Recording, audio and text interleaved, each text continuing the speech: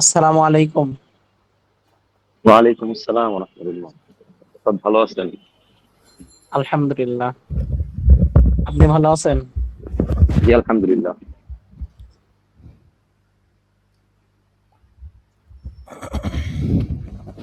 জি, একটু অপেক্ষা করি, আমাদের হুজুর চলে আসবেন। একটু অপেক্ষা করি কষ্ট। জি, ইনশাআল্লাহ। হুজুর তো লগইন করছে। হুজুর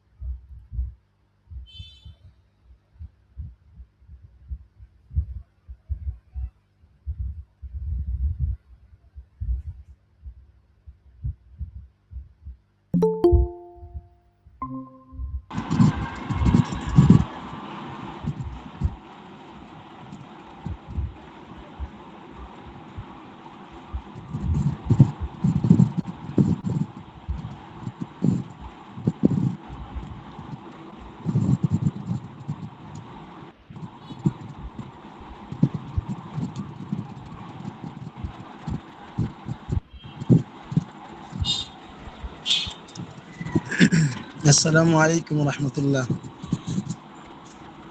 ওয়ালাইকুম আসসালাম ওয়ালাইকুম ওয়া আসসালাম রাহমাতুল্লাহ। ওয়া রাহমাতুল্লাহি ওয়া বারাকাতুহু। আলহামদুলিল্লাহ। সবাই ক্লাসে যুক্ত হয়েছে নাকি?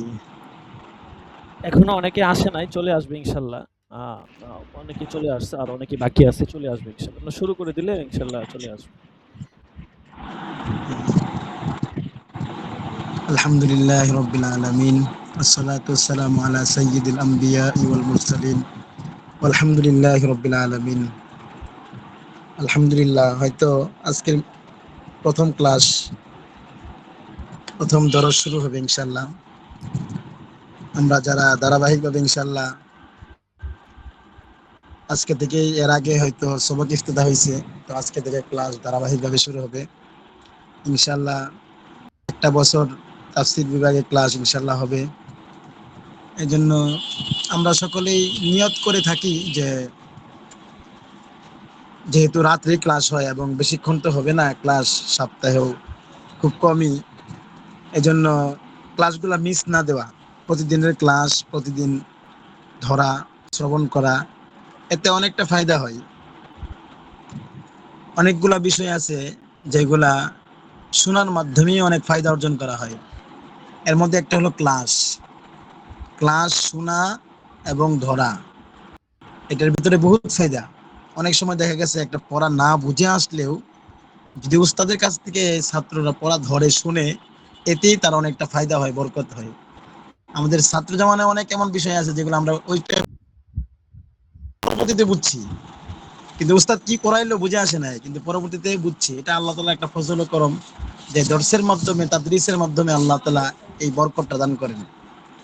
এই জন্য আমরা সকলে ইনশাআল্লাহ প্রতিদিন ক্লাস কেউ মিস দিব না, ক্লাসগুলো নিয়মিতভাবে ধারাবাহিকভাবে ইনশাআল্লাহ করব। তো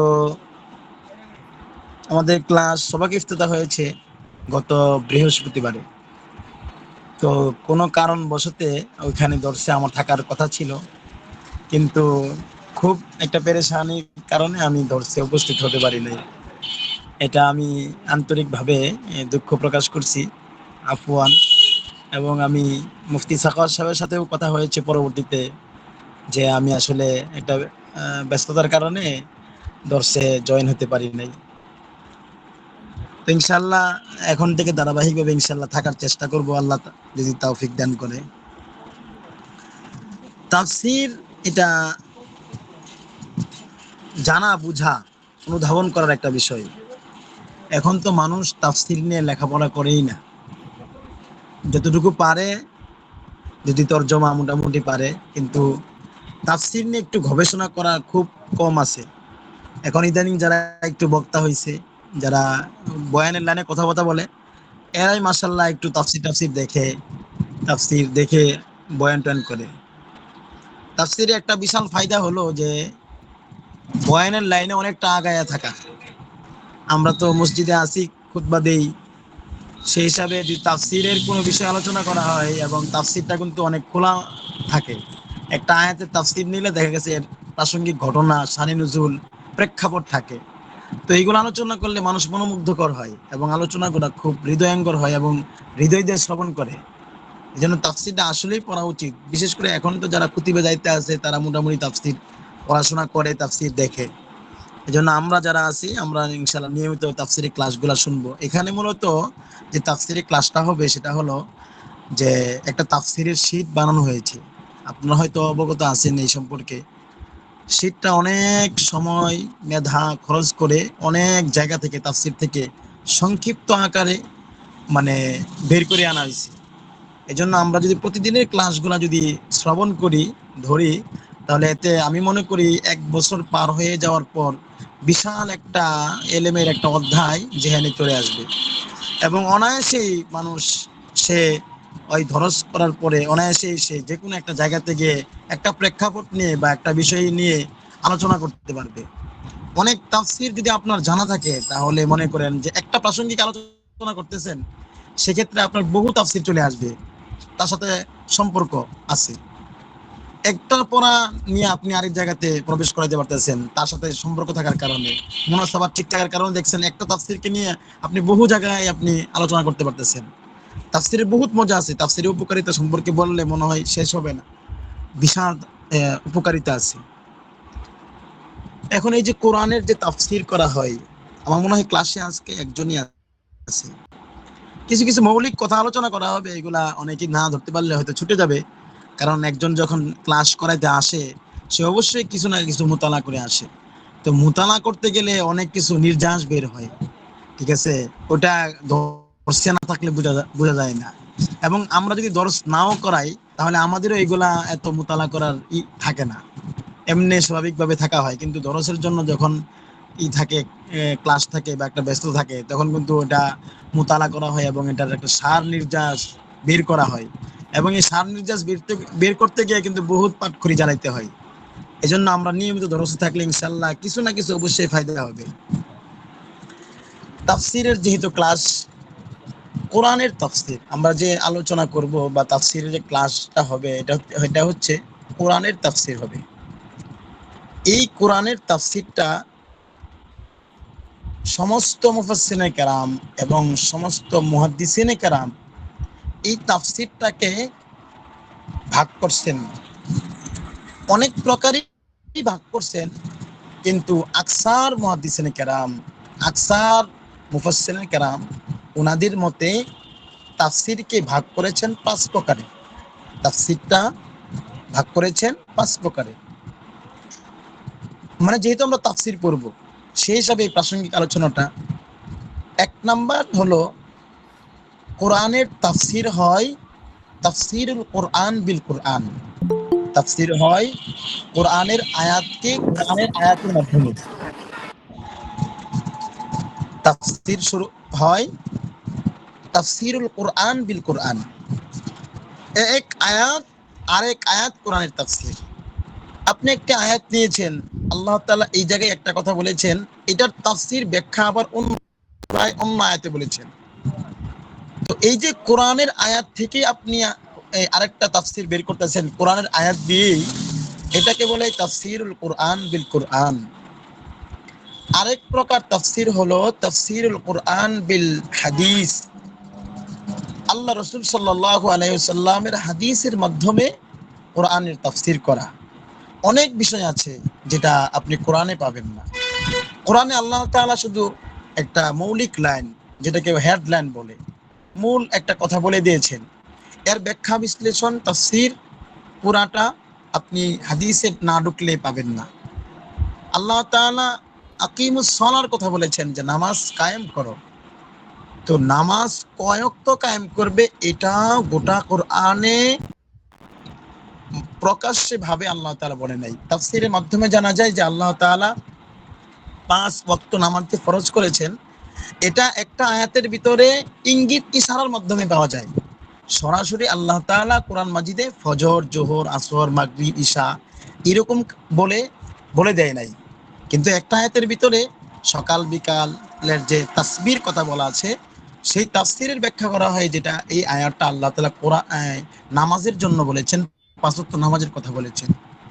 কিন্তু আপনি হাদিসের ভিতরে যদি প্রবেশ করেন তাহলে পাঁচ ওয়াক্ত নামাজ হাদিসের ভিতরে আছে। শুধু কি পাঁচ ওয়াক্ত, ফজরের নামাজে কয়েকত রাকাত ফরজ, কয়েকত রাকাত সুন্নত, এটা হাদিসে আছে। আপনি গোটা কোরআনে খুঁজলে পাবেন না যে আল্লাহ তাআলা ফজরের কয়েকত নামাজকে ফরজ করেছেন। তো এই যে তাফসীর আল আকিমুস সালাত তাফসীর, আপনি তাফসীরুল কোরআন বিল হাদিস, এই তাফসীরটা আপনি হাদিস দ্বারা করছেন। এটা হচ্ছে 2 নাম্বার তাফসীর, তাফসীরের প্রকার। 3 নাম্বার হলো তাফসীরুল কোরআন বিল আকওয়ালি তাবিঈন, তাবিনের কৌলের দ্বারা কোরআনের তাফসীর করা। যেহেতু তাবিঈন ও না, এর আগে হচ্ছে বিআকওয়ালে সাহাবা, সাহাবায়ে কেরামের কৌলের দ্বারা তাফসীর করা। তাফসীরুল কোরআন বিল আকওয়ালে সাহাবা, সাহাবায়ে কেরামের কৌল দ্বারা কোরআনের তাফসীর করা।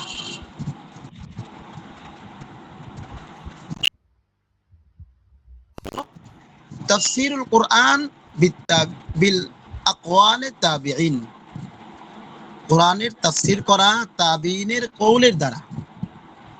তাবিনের যে বক্তব্য আছে সেই বক্তব্যের মাধ্যমে কোরআনের তাফসীর করা। যেহেতু ওনারা খয়রে কুরুনের জামানার মানুষ, আর এই জামানার মানুষকে আল্লাহ রাসূল সাল্লাল্লাহু আলাইহি ওয়াসাল্লাম খয়রে কুরুন বলে গেছেন। 3 জামানার লোক শ্রেষ্ঠ, সাহাবায়ে কেরামের জামানা, তাবিনের জামানা, তাবিনের জামানা। এই 3 জামানার লোকদের কথা আল্লাহ রাসূল সাল্লাল্লাহু আলাইহি ওয়াসাল্লাম খয়র বলে গিয়েছেন, ভালো উত্তম বলে গিয়েছেন। সেই হিসাবে ও তাবিনের কৌলের মাধ্যমেও কোরআনের তাফসীর হয়।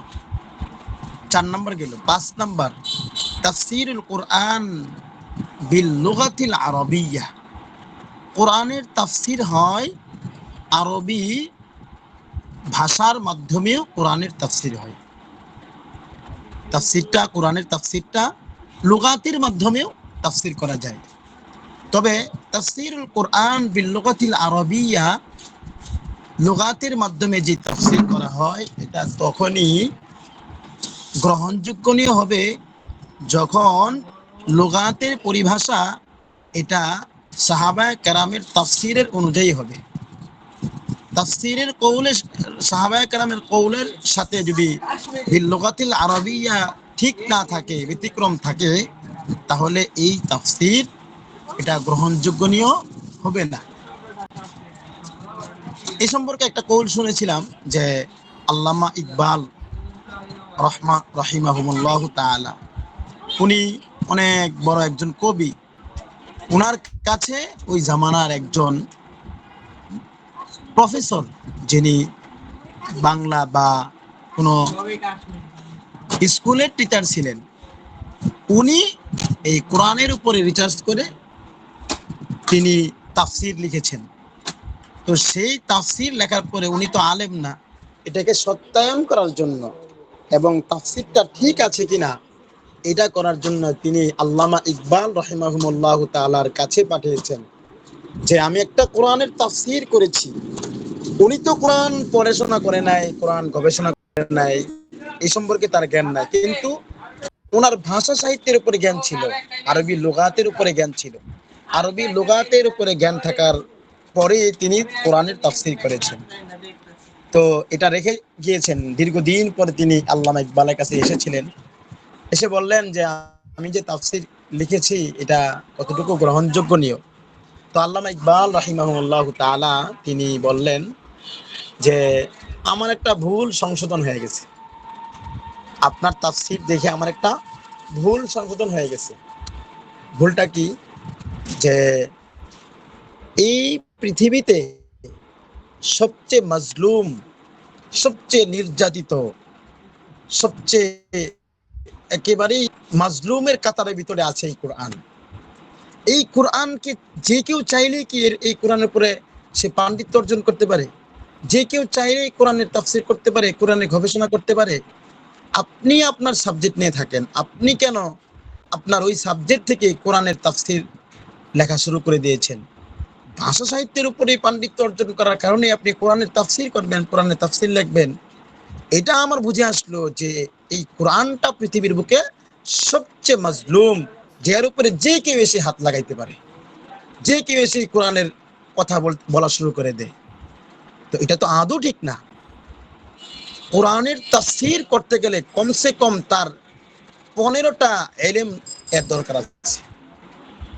কোরআনের তাফসীর এত সহজ না, কোরআন তাফসীর লেখা এত সহজ না। কোরআনের তাফসীর করতে গেলে সর্বনিম্ন 15টা ইলম তার জেহেনের ভিতরে থাকতে হবে। আপনি বিল্লুগাতিল আরবিয়্যা সংক্রান্ত ধারণা নেওয়ার পরেই কোরআন তাফসীর লেখা শুরু করবেন। কোরআন তো পৃথিবীর বুকে একটা মাজলুমে পরিণত হয়ে গেছে, যে কেউ চাইলে এই কোরআনের উপর তাফসীর শুরু করে দেয়।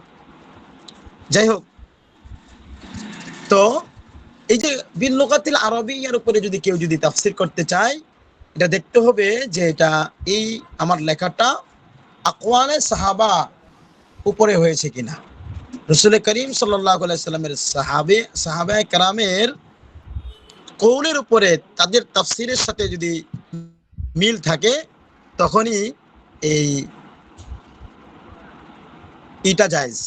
তাফসীরুল কোরআন বিল লুগাতিল আরবিয়্যাটা জায়েজ হবে, নচেত তাফসীরুল কোরআন বিল লুগাতিল আরবিয়্যা কখনোই কি হবে না, জায়েজ হবে না। তাহলে আমরা মোটামুটি একটা আলোচনা দ্বারা, একটা পর্যালোচনা দ্বারা একটা বুঝতে পারলাম যে কোরআনের তাফসীর যে কেউ করতে পারবে না, এক। 2 নাম্বার হলো কোরআনের তাফসীর, এইটাকে মুফাসসিরে কেরাম, মুহাদ্দিসিনে কেরাম 5 প্রকারে উল্লেখ করেছেন। 1 নাম্বার প্রকার হলো তাফসীরুল কোরআন বিল কোরআন। কোরআনের তাফসীর হয় কোরআনের আয়াত দ্বারা। তাফসীরুল কোরআন বিল হাদিস, কোরআনের তাফসীর হয় হাদিসের মাধ্যমে। তাফসীরুল কোরআন বি আকওয়ালে সাহাবায়ে কেরামের কওলের মাধ্যমে কোরআনের তাফসীর হয়। 4 নাম্বার তাফসীরুল কোরআন বিল আকওয়ালে তাবিঈনের কওলের ধারাতেও সাহায্যেও কোরআনের তাফসীর হয়। আর 5 নাম্বার বললাম তাফসীরুল কোরআন বিল লুগাতিল আরবিয়্যা, যে লুগাতের পরিভাষার মাধ্যমেও, ভাষা সাহিত্যের মাধ্যমেও কোরআনের তাফসীর হয়। তবে এটা কখন জায়েজ? যখন এই লুগাতিল আরবিয়্যার ভাষাটা, এটা যখন আকওয়ালে সাহাবা হয়, সাহাবায়ে কেরামের কওলের মতন যখন হবে, তাফসীরের সাথে যখন মিলবে, তখনই এর তাফসীর করা সম্ভব হবে, নচেত এই তাফসীর কি নাই, জায়েজ নাই।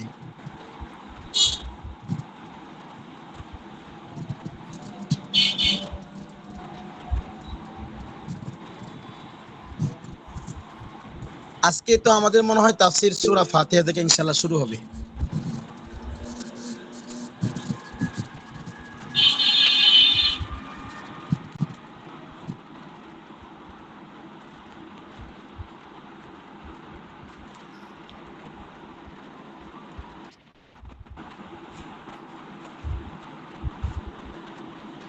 মুফতি সাখাওয়াত সাহেব আছেন নাকি?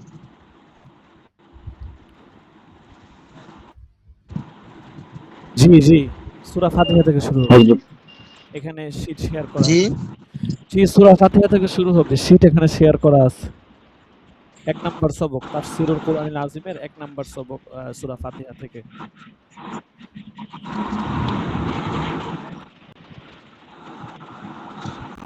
জি, বুঝতে পেরেছেন? এটা তো কেমনে আসে এটা? শীটটা ওপেন করলে, হোয়াটসঅ্যাপে আপনাকে শীটটা দেওয়া হয়েছে, ওপেন করলে তাইলে শীটটা ওখানে পেয়ে যাবেন। মানে এটা কাইটা দিলে কি ওইখানে চলে যাবে নাকি? হোয়াটসঅ্যাপে একটু কষ্ট করে হোয়াটসঅ্যাপে যাবেন। হোয়াটসঅ্যাপে গেলে ওখানে ওপেন ক্লিক করলেই অনেকগুলো অপশন আসবে। ড্রাইভ, পিডিএফ, এরকম অনেকগুলো অপশন। এখান থেকে ড্রাইভ, পিডিএফ, ভিউয়ার, এখান থেকে ক্লিক করলেই শীটটা ওপেন হয়ে যাবে। এরপরে শীটটা দেখতে পারবেন আর কি।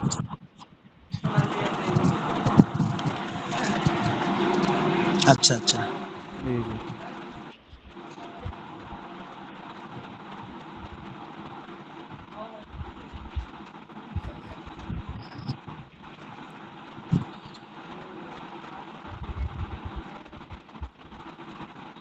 এখানে কি সূরা ফাতিহার পুরা তাফসীর আছে নাকি? জি, সূরা ফাতিহার মানে আয়াতের কিছু তর্জমা দেওয়া আছে। ঠিক আছে? মানে সূরা ফাতিহার তাফসীর বলতে এখানে সূরা ফাতিহার এখানে প্রাথমিক তো হ্যাঁ, হ্যাঁ কিছু আলোচনা আছে আরকি। প্রাথমিক প্রথম ৩ আয়াত, এখানে মনে হয় হ্যাঁ, প্রাথমিক হ্যাঁ। প্রথম ৩ আয়াত দেওয়া আছে। জি, জি, জি। বাকিটা তো মনে হয় এখানে নাই, না, ছিলাই। না বাকিটা আরেক পরবর্তী সবকে আরকি। আচ্ছা, জি, জি। আচ্ছা, আচ্ছা, আচ্ছা। এখান থেকে যে যেগুলো একটু গুরুত্বপূর্ণ আছে এগুলো শুধু আলোচনা করলেই হবে। আ দেখা গেছে পুরো আলোচনা তো লম্বা টাইম নিয়ে আসলে করা সম্ভব না। তো এখানে প্রাথমিক কিছু বিষয় আছে। এই বিষয়গুলো নিয়ে কথা বললেই হবে আরকি আশা করি। আচ্ছা, আচ্ছা। এমনে আমার ক্লাসটা মানে প্রতি মঙ্গলবারই না হবে নাকি? জি, জি, জি। আচ্ছা, ঠিক আছে। আচ্ছা, আজকে কিছু প্রাসঙ্গিক এই যে এটা এখানে ওই আলোচনা যে করি ইনশাআল্লাহ। আ মা বা সূরা ফাতিহার কিছু সূরা শব্দের অর্থ, তারপরে আয়াত শব্দের অর্থ, আ ফাতিহা শব্দের অর্থ এগুলো এটা তো টুকটাক অনেক কিছু। নিচে, জি, জি, এটা জি। তো অনেক নিচে আছে। উপরের দিকে থেকে শুরু করলে।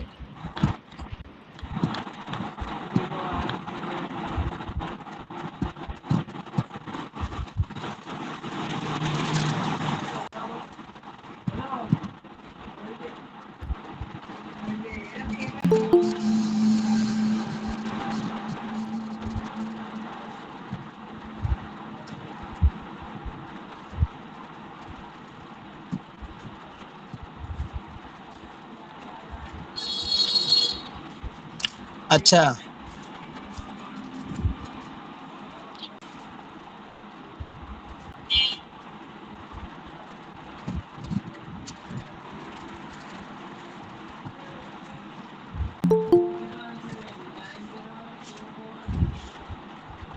আচ্ছা সাখাওয়াত ভাই, জি, জি।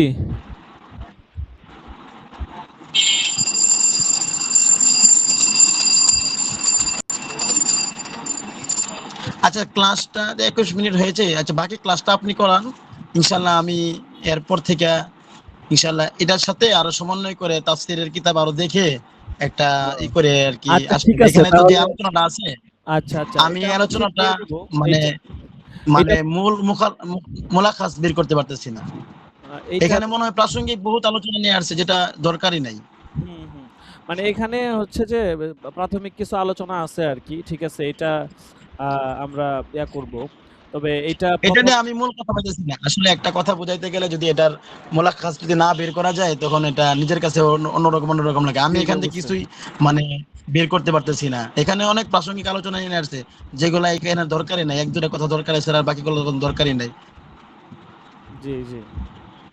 আচ্ছা এইটা আমি প্রাথমিক কিছুটা আলোচনা করে এরপরে আচ্ছা ঠিক অন্য আরেকটা হ্যাঁ, যে হ্যাঁ, হ্যাঁ। সাবজেক্ট আছে ওটাতে চলে যাই। ইনশাআল্লাহ শিট দিয়ে দেওয়া আচ্ছা, হবে। ঠিক আছে? আর যেই বিষয়গুলো একটু জরুরি আছে এটা আমি বলে দিচ্ছি। বাকি আচ্ছা, আচ্ছা, আচ্ছা আগামী ঠিক আছে। সবক থেকে ২য় নাম্বার সবক হবে আরকি। সূরা ফাতিহার মেইন সবক যেটা আচ্ছা, আছে। আচ্ছা ঠিক আছে, ঠিক আছে। আচ্ছা জি, ঠিক আছে। তাহলে জি, সমস্যা নেই। ছাত্রবাড়া তো আছে তো নাকি? জি, জি, সবাই তো জি। আছে তো নাকি? জি, জি। আরো অনেকেই বাকি আছে উপস্থিত হচ্ছে আরকি। এখন মনে হইতেছে অনেকে যুক্ত হইছে। জি, জি। আচ্ছা ঠিক আছে সমস্যা নেই। তাহলে ওদের আমি করায় দিচ্ছি সমস্যা নেই। আচ্ছা, আচ্ছা। আচ্ছা জি, ঠিক আছে।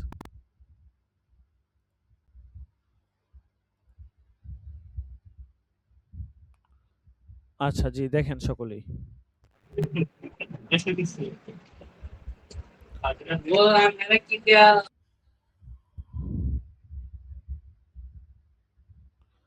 আচ্ছা হযরত যদি কিতাবাদি নেন সেক্ষেত্রে কিতাবাদির ফি সহ একদম সর্বনিম্ন মূল্য হচ্ছে ৳১৫৫০। তো ফিটা কবের মধ্যে পরিশোধ করে দিতে পারবেন যদি একটু বলতেন তাহলে ভালো হতো। যেহেতু আমাদের হাতে সময় কম, ক্লাসও শুরু হয়ে গিয়েছে। একটু জানালে ভালো হতো। আপনাকে কিতাবগুলো ইনশাআল্লাহ দিয়ে দিব। আচ্ছা জি, দেখেন তো আসলে আ আমরা যেহেতু এটা আমাদের ১ম ব্যাচ এইজন্য আ আস্তে, আস্তে অনেক বিষয় আমাদের সামনে উন্মোচিত হবে। যেমন ঐদিন আমাদের এক শিক্ষার্থী ভাই আমাদেরকে একটা বিষয় বললেন যে, "হুজুর আ ১ম যে শীটটা পড়লাম ওটাতে ভাষাটা একটু কঠিন হয়ে গেছে। আরেকটু সহজ হইলে ভালো হইতো।" তো এরকম আরো বেশ কিছু বিষয় আপনারা যেহেতু হচ্ছে পড়াশোনা করতেছেন, আপনারা হচ্ছে শিক্ষার্থী, আপনারা পড়বেন, আপনাদের কাছেই কম বেশ কোনোটা কঠিন মনে হবে, কোনোটা হচ্ছে সহজ মনে হবে, কোনোটা পারফেক্ট মনে হবে, কোনোটা একটু বেশি মনে হবে। তো এইজন্য যেহেতু আমরা শিটগুলো তৈরি করেছি, আমাদের এটা হচ্ছে যে প্রথম ব্যাচ, এই হিসাবে দেখা গেছে আমাদের একটু কঠিন লাগতে পারে অনেক কিছু, বা অনেক কিছুর মধ্যে সংশোধনী আনাটা লাগতে পারে, বরং আনাটা জরুরি। যেমন আমরা যখন ইফতা বিভাগ শুরু করি, তখন আমরা এমন অনেক নিয়ম চালু করেছিলাম যেগুলো এখন নাই। আবার এখন এমন অনেক নিয়ম আছে যেগুলো পূর্বে ছিল না। তো এইটা হচ্ছে যে এটা হয় আসলে সময়ের সাথে, সাথে। ঠিক আছে? যেমন আমাদের একটা নিয়ম ছিল, আমরা দরজ শিট বানাইতাম। আপনারা যদি আমাদের ওয়েবসাইটে যান, সেখানে গেলে দেখবেন যে আমাদের ২০২২ সাল, ২৩ সাল, তারপর ২৪-২৫ সাল পর্যন্ত প্রায় ৩ বছর আমরা দরজ শিট ছাত্রদেরকে দিতাম। গত বছর আর এই বছরে আমরা কোনো দরজ শিট রাখি নাই। বাকি ৩ বছর আমরা ছাত্রদেরকে দরজ শিট দিয়েছি। তো এখন বিষয় হচ্ছে যে এটা হচ্ছে সময়ের সাথে, সাথে, এবং আমাদের আরো অনেক কিছু রুলস ছিল, এগুলো আমরা পরিবর্তন করেছি। এইটার জায়গায় নতুন রুলস এনেছি। তো এরকম। তো বিষয়টা হচ্ছে পুরোটা আপনার প্র্যাকটিক্যালি যখন প্রয়োগ হবে, তখন একটা বিষয় প্রয়োগ না হওয়ার আগ পর্যন্ত ফাইনাল সিদ্ধান্তে যাওয়া যায় না। যখন প্রয়োগ করা যায় তখন বাস্তবতায় আসা যায় আরকি। তো এইজন্য আমরা সর্বপ্রথম এটার মানে প্রয়োগ আপনাদের উপরেই হচ্ছে। কাজেই আপনারা হচ্ছেন মানে কি বলে, ওয়াসাবিকুনাল আউয়ালুনা আস-সাবিকুন, এরকম আরকি। ঠিক আছে? তো এখন আপনারা হচ্ছেন অগ্রবর্তী আরকি। আপনারা যদি আমাদের ইয়াতে যান, ওয়েবসাইটে যান, সেখানে দেখবেন আমাদের প্রথম ব্যাচের শিক্ষার্থী মাত্র ১০-১১ জন ছিল। কিন্তু পরবর্তী প্রত্যেকটা ব্যাচে আলহামদুলিল্লাহ ৪০ জন, ৫০ জন, ৬০ জন করে। তো এইটাই আরকি। তো এখন আমরা প্রথমে প্রয়োগ করতেছি। সেই ক্ষেত্রে দেখা গেছে অনেক বিষয় আমাদের একটু এদিক সেদিক মনে হতে পারে। কাজে আমরা একটু ধৈর্য ধারণ করে থাকবো। দেখবো ইনশাআল্লাহ কোন বিষয়গুলো আমাদের কাছে এমন হয়, এবং আপনাদের কাছে যেটা রিকোয়েস্ট থাকবে সেটা হচ্ছে আপনারা আপনাদের জায়গায় যেই বিষয়গুলো আপনাদের কাছে একটু মনে হচ্ছে, কঠিন মনে হয়, বা যেইটা আপনাদের মনে করেন যে হুজুর এটা মনে হয় এভাবে হইলে ভালো হয়, অবশ্যই, অবশ্যই আমাদের সাথে পরামর্শ দিবেন। তো আমরা এটা আ নোটগুলো আমরা টুকে রাখবো, আপনাদের যে পরামর্শগুলো থাকবে। যেমন গত সবকে একটা বিষয় ছিল যে ভাষাটা একটু কঠিন হয়ে গিয়েছে। এটা আমরা টুকে রাখতেছি, এবং আমরা কম বেশ করে এগুলো আরো সংক্ষেপ করে ফেলবো। এখন তো এটা মোটামুটি অনেক বড় হইছে। তো এটা যারা বড়টা পড়বে তাদের জন্য বড়টা থাকবে, এবং এটা আমরা আরো সংক্ষেপে আরো মৌলিক বিষয়গুলো নিয়ে আসবো আরকি। কিছু, কিছু সবকের মধ্যে মৌলিক বিষয়গুলো চলে আসছে। কিন্তু কিছু, কিছু সবকের মধ্যে দেখা গেছে আপনার অনেক মালুমাত যেগুলো আসলে খুব বেশি জানাটা জরুরি না, সেগুলোও চলে আসছে। তো এটা আসলে দেখা গেছে যদি আমরা ওইভাবে বা আরো সময় দিয়ে কাজ করতাম তাহলে এটা হইতো। কিন্তু এতটুকু বানাইতেও প্রায় আমাদের ১ বছরের মতো সময় লেগে গেছে। আচ্ছা, যাই হোক। তো এখানে ১ম এই কিছু যেহেতু আমি শিটগুলো তৈরি করেছি এবং আমার অনেকটা নখদর্পণেই আছে এবং আমার তত্ত্বাবধানে তৈরি হয়েছে। কাজেই আমার একটু আলহামদুলিল্লাহ একটু তুলনামূলক বেশি এই সম্পর্কে ধারণা আছে। এজন্যই হুজুর আমার উপর ন্যস্ত করলেন আরকি। তো দেখেন, তো এখানে ১ম এ আপনার আ এখানে দেখেন, শুরুতে সূরা বিসমিল্লাহ দিয়ে শুরু করেছে। তারপর বিসমিল্লাহর প্রশংসা তিনি এটা করেছেন যে, সকল প্রশংসা আল্লাহ তাআলার প্রাপ্য, যিনি স্বীয় কিতাব আল কুরআন প্রশংসা দিয়ে আরম্ভ করিয়াছেন। এটা তাফসিরে ইবনে কাসিরের এটা আপনার ব্যাখ্যাটা আরকি। তাফসিরে ইবনে কাসিরের তরজমা এখানে দেওয়া হয়েছে। বাংলা যেটা এটাই। আলহামদুলিল্লাহি রাব্বিল আলামিন আর রহমানির রহিম। তো এখানে তরজমা দিয়েছে। তারপরে আলহামদুলিল্লাহিল্লাযী আনজালা আলা আবদিহিল কিতাব ওয়া লাম ইয়াজআল লাহু ইওয়াজা। এখানে আপনার সূরাতুল কাহফের কিছু আয়াত দিয়েছে, তারপরে সেই আয়াতের ব্যাখ্যাগুলো দিয়েছে। ঠিক আছে?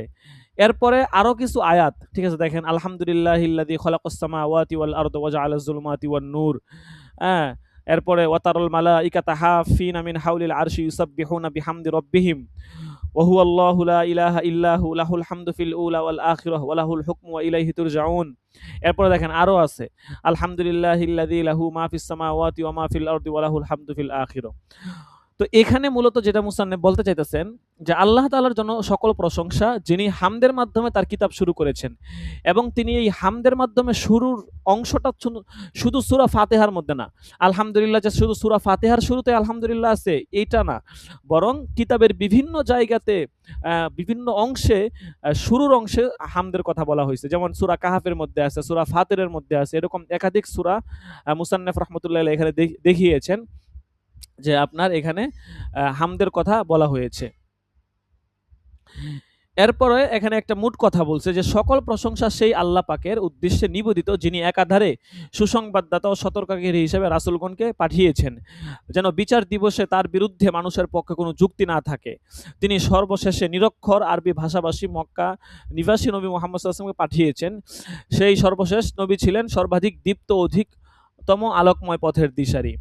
এবং এই প্রসঙ্গে আল্লাহ তাআলা পবিত্র কোরআনে বলেছেন, কুল ইয়া আইয়ুহান নাসু ইন্নী রাসূলুল্লাহি ইলাইকুম জামিআন আল্লাযী লাহু মুলকুস সামাওয়াতি ওয়াল আরদ। তারপরে আরো কিছু আয়াত এখানে বলা হয়েছে, হাদিসে আছে লিউনজিরাকুম বিহি ওয়া মান বালাগ। আমি এই উদ্দেশ্যে প্রেরিত হয়েছি যে তোমাদিগকে এবং অন্যান্য যাদের নিকট ইহা পৌঁছাবে তাদের সকলকে ইহা দ্বারা সতর্ক করিব। রাসূল সাল্লাল্লাহু আলাইহি ওয়াসাল্লাম বলেছেন। আরেক জায়গায় আছে, তিনি বলেছেন ওমাই ইয়াকফুর বিহি মিনাল আহজাবি ফান্নারু মাউদু, পবিত্র কোরআনে আছে। তো যে কোনো ব্যক্তি শ্রেণীর সে যদি তা প্রত্যাখ্যান করে তাহলে দুজক তার জন্য নির্ধারিত। তো মোট কথা আল্লাহ পাকের বাণী দ্বারা স্পষ্ট প্রমাণ হচ্ছে যে উপর উল্লেখিত দলসমূহের যে ব্যক্তি আল কোরআন প্রত্যাখ্যান করবে তার ঠিকানা হবে জাহান্নাম। আচ্ছা, এরপর রাসূল সাল্লাল্লাহু আলাইহি সাল্লাম তিনি কি কারণে প্রেরিত হয়েছেন এখানে অনেকগুলো কথা বলছে। ঠিক আছে, রাসূলের যে আপনার ওনার যে মৌলিক আপনার 4টা কাজ ছিল, যেমন পবিত্র কোরআনের সূরা জুমআর মধ্যে আছে হুয়াল্লাযী বাআসা ফিল উম্মিয়িনা রাসূলাম মিনহুম ইয়াতলু আলাইহিম আয়াতিহি ওয়া ইউযাক্কিহিম ওয়া ইউআল্লিমুহুমুল কিতাবা ওয়াল হিকমাহ।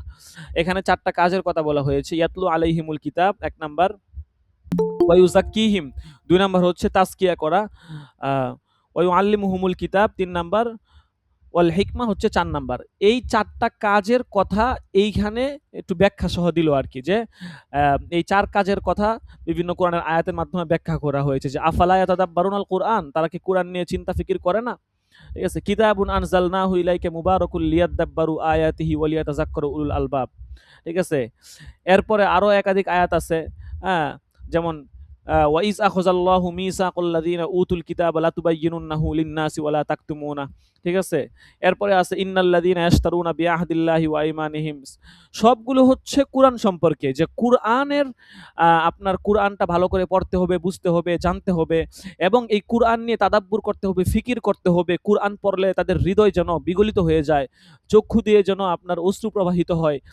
কোরআনের যে একটা মাহাত্ম্য সেই সম্পর্কেই বলা হচ্ছে। কারণ যেহেতু সূরা ফাতিহা শুরু করতেছে, সূরা ফাতিহা কোরআনের সর্বপ্রথম বিষয়, কাজেই কোরআন কতটুকু গুরুত্বপূর্ণ, কোরআনের আয়াতগুলো কতটা গুরুত্বপূর্ণ, এগুলো নিয়ে বান্দার জন্য কতটুকু ভাবা উচিত, এই বিষয়গুলো প্রমাণার্থে এখানে কিছু আয়াত মুসান্নিফ রাহমাতুল্লাহি আলাইহি নিয়ে আসছেন। তো এখানে একটা প্রশ্ন করেছে যে কোরআনে পাকের ব্যাখ্যার সর্বোত্তম পন্থা কোনটি। এই প্রশ্নের জবাব, এই কোরআন মাজিদের ব্যাখ্যা কোরআন মাজিদ দ্বারা সর্বোত্তম পন্থা। আমাদের উস্তাদ মুফতি আবু সাঈদ সাহেব উনি কিন্তু এই তাফসিরের বিষয়টা শুরুতেই বললেন যে কোরআনের তাফসিরের ব্যাখ্যা অনেক সময় কোরআনের তাফসির হয় কোরআন দ্বারা, কোরআনের তাফসির হয় হাদিস দ্বারা। ঠিক আছে, এরকম 5টা স্তরের মতো উনি বললেন। যে এখন এটা এখানে মুসান্নিফ বলছেন যে এই প্রশ্নের জবাব এই কোরআনে মাজিদের ব্যাখ্যা কোরআন মাজিদ দ্বারা করাই সর্বোত্তম পন্থা। কারণ দেখা যায় যে কোরআনের এক জায়গায় কোনো বিষয়ে সংক্ষেপে বলা হয়েছে, অন্য জায়গাতে উহা সবিস্তারে বর্ণিত হয়েছে। তবে আয়াত বিশেষের বেলায় যদি সেরূপ না হয় তখন রাসূলুল্লাহর সুন্নাহর সাহায্যে উহার ব্যাখ্যা দিতে হইবে। এই কথাগুলো আমাদের উস্তাদ বলছেন। ঠিক আছে, ইমাম শাফিঈ বলেন মহানবী সাল্লাল্লাহু আলাইহি ওয়াসাল্লাম যেসব আহকাম ও ফায়সালা প্রদান করিয়াছেন তা কোরআনের আলোকেই করিয়াছেন। এই প্রসঙ্গে আল্লাহ তাআলা বলেন ইন্না আনজালনা ইলাইকাল কিতাবা বিল হাক্কি লিতাহকুমা বাইনান নাসি বিমা আরাকাল্লাহু ওয়া লা তাকুল লিল খাইনিনা খসিমা। আচ্ছা, দেখেন আপনাদের ওই গ্রুপের মধ্যে যে তাফসির যেই হোয়াটসঅ্যাপ গ্রুপ আছে ওই গ্রুপের মধ্যে আপনাদের এখানে শীট যে রুটিনটা দেওয়া আছে ওই রুটিনের মধ্যে একটু এদিক সেদিক হবে, আমরা একটু সম্পাদনা করব ওই রুটিনটা। তো আপাতত ওই রুটিন অনুযায়ী হবে আর কি। তাছাড়া আজকে আরেকটা বিষয় আছে, তাফসিরুল কোরআন আজিমের পাশাপাশি আরেকটা বিষয় আছে এজাজুল কোরআন। এই বিষয়টা আপনাদেরকে জানতে হবে, এটা খুব জরুরি বিষয়। যখন এটা এজাজুল কোরআনের প্রথম সবকটা পড়বেন, সবক পড়লে দেখতে পারবেন ইনশাআল্লাহ কোরআনের কতটুকু মুজিজা। আচ্ছা, তো যেটা বলতেছিলাম, তো এখানে মূলত এই যে আপনার কোরআনের ব্যাখ্যা কোরআন দ্বারা করতে হয়, এটা সম্পর্কে কিছু আয়াত, এটার সাপোর্টে কিছু আয়াত নিয়ে আসছে। যেমন এখানে আরেকটা আয়াত আছে ওয়ামা আনজালনা আলাইকাল কিতাবা ইল্লা লিতুবায়্যিনা লাহুমুল্লাযী ইখতালাফু ফীহি ওয়া হুদাও ওয়া রাহমাতাল লিকাওমিন ইউমিনুন। তারপর আছে ওয়া আনজালনা ইলাইকা যিকরা লিতুবায়্যিনা লিন-নাসি মা নুযিলা ইলাইহিম ওয়া লাআল্লাহুম ইয়াতাফাক্কারুন। ঠিক আছে, এরপর আপনার কোরআনের ব্যাখ্যা প্রথমে কোরআন দ্বারা এটার সপক্ষে কিছু বিষয় নিয়ে আসলো, তারপর কোরআনের ব্যাখ্যা হাদিস দ্বারা করতে হয় এটার সপক্ষে কিছু বিষয় নিয়ে আসছে। যেমন দেখেন এখানে একটা হাদিস বর্ণনা করেছে। হযরত আব্দুল্লাহ ইবনে মাসউদ বলেন, আল্লাহর কসম আমি আল কোরআনের প্রতিটি আয়াতের শানে নুজুল এবং অবতরণের স্থান সম্বন্ধে সর্বাধিক জ্ঞাত রয়েছি। যদি আমি জানতাম আল্লাহ কিভাবে কেহ আমার অপেক্ষা অধিকতর জ্ঞানী ও ব্যুৎপন্ন আহ আচ্ছা, তবে সম্ভবপর হইলে আমি উক্ত জ্ঞান আহরণের জন্য তার নিকট গমন করতাম। মানে উনার চেয়ে জ্ঞানী যদি তিনি কাউকে জানতেন তাহলে তার নিকট জ্ঞান অর্জনের জন্য তিনি যেতেন। আবু ওয়াইল হইতে আমাশ বর্ণনা করেন যে ইবনে মাসউদ বলেন, আমাদের মধ্যে যদি কেউ 10টি আয়াত শিখত তবে সে সেগুলির অর্থ না বুঝিয়া এবং সেগুলির উপর আমল না করিয়া পরবর্তী কোনো আয়াত শিখত না। আচ্ছা, এরপরে এখানে আরো কিছু কথা বলছে দেখেন। ইবনে জারির অন্যত্র উপরিউক্ত রেওয়ায়াতকে অন্যতম রাবি আমাশ হতে জাফর ইবনে আওন এবং বিন্দারের মাধ্যমে বর্ণনা করেছেন। তাফসিরে ইবনে কাসির তো অনেক বড়, তো যার কারণে এখানে কিন্তু আপনার বিস্তারিত সবগুলো কথা বলা হয়। তো বিস্তারিতর ক্ষেত্রে দেখা গেছে আমাদের এখান থেকে যেই মৌলিক বিষয় আছে সেগুলো বের করতে হবে। যেমন প্রথমেই এখানে সূরা ফাতিহা সম্পর্কে যে কথাগুলো বলল, সূরা ফাতিহা আলহামদু দ্বারা শুরু হয়েছে এবং সূরা ফাতিহার সর্বপ্রথম শব্দই ছিল হামদ, আল্লাহ তাআলার প্রশংসা। তো সূরা ফাতিহা সম্পর্কে আরো অনেক গুরুত্বপূর্ণ আলোচনা আছে। এটা যদি কখনো সময় হয়, আমার তো আর এই ক্লাস না, এই ক্লাস তো মুফতি আবু সাঈদ সাহেব করাবেন। উস্তাদ নুমান আলী খানের একটা লেকচার আছে সূরা ফাতিহা সম্পর্কে, অনেক চমৎকার আলোচনা, মানে কলিজা ঠান্ডা হয়ে যাওয়ার মতো 1.5 ঘন্টার মতো একটা আলোচনা সূরা ফাতিহা সম্পর্কে। ঠিক আছে? তো আসলে ওইটা তো আসলে বলা সম্ভব না, কিন্তু আপনারা ওই সবকটাও ইউটিউব থেকে দেখে নিয়েন, ওখানে খুব গুরুত্বপূর্ণ আলোচনা করা হয়েছে দেখেন। এরপরে এখানে বেশ কিছু ঘটনা বলছে, ঠিক আছে? আপনারা একটু কষ্ট করে নিজেরা একটু মুতালা করে নিবেন, ঠিক আছে? নিজেরা মুতালা করলে আশা করি মানে বিষয়গুলো আরো হল হবে। তো এখানে মূলত আপনার বিস্তারিত এরকম আলোচনা বলতে তেমন কিছুই নাই। শুধু সূরা ফাতিহার উল্লেখযোগ্য যেটা আলোচনা আরকি, সূরা ফাতিহা এবং সূরা ফাতিহার যে প্রাথমিক কিছু কথা, যে সূরা ফাতিহা হামদের মাধ্যমে শুরু হয়েছে, ঠিক আছে? এবং সব জায়গা থেকেই ক্লাস তো শুরু হয়ে গেছে, বলতেছে কয়টা থেকে। কি একটা অবস্থা। আচ্ছা দেখেন, তো হামদের মাধ্যমে শুরু হয়েছে এবং তিনি একাধিক জায়গাতে হামদের মাধ্যমে শুরু করেছেন, এই বিষয়টা কিন্তু এখানে বলা হয়েছে। এবং পাশাপাশি কুরআন নিয়ে ফিকির করা দরকার, কুরআন নিয়ে ভাবা দরকার, এই বিষয়টা সম্পর্কেও মুসান্নাফ রহমাতুল্লাহ আলাইহি বলেছেন। মানে আপনার মোটামুটি কোরআনের তাফসির শুরু করার আগে যেই বিষয়গুলো শুরু করার দরকার বা থাকার দরকার ওই বিষয়গুলো নিয়েই কিন্তু বলছেন আরকি। ঠিক আছে? আচ্ছা। তো এগুলা আমাদের জন্য অতটা জরুরি না। ঠিক আছে?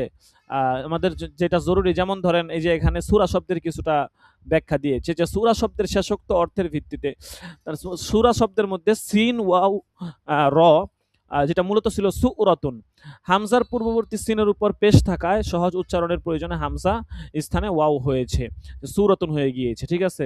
আবার কেউ বলেন সূরা শব্দের অর্থ হচ্ছে পরিপূর্ণ বস্তু। ঠিক আছে? সূরা শব্দের অর্থ হচ্ছে যেটা পরিপূর্ণ বস্তু, এটার অর্থ কেউ করেন। বয়স্কা উষ্ট্রীকে সূরা বলা হয়। যেহেতু এটা আপনার উষ্ট্রীটা বয়সের পরিপূর্ণতায় পৌঁছে গিয়েছে, এইজন্য এটাকে সূরা বলা হয়। কুরআন মাজিদের প্রত্যেকটি সূরা যেহেতু বিষয়বস্তুর বিচারে পরিপূর্ণ ও স্বয়ংসম্পূর্ণ, তাই তাকে সূরা নামে অভিহিত করা হয়েছে।